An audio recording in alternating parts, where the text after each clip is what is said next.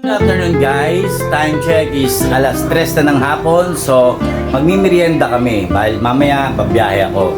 So eto nga pala ang aking mga pinamili. Yan, bumili ako ng pansit palabok na malabon ng style. So lagyan na natin ng kalamansi. Yummy yummy. Yan. And then maliban dyan, bumili pala ako ng turon. Yan. At bumili ko sa Coco Pan ng, syempre naka-aircon kami, malamig. Bumili ko ng hot coffee. Barako to guys, pero may sweeten. Yan.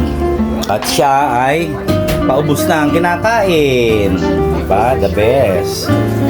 Nanonood siya ng TV. So yun nga, magmimerienda kami. At sa EJ to. Kain lang ang konti rito. Tapos kape. So yun lang guys, maraming salamat and bye bye.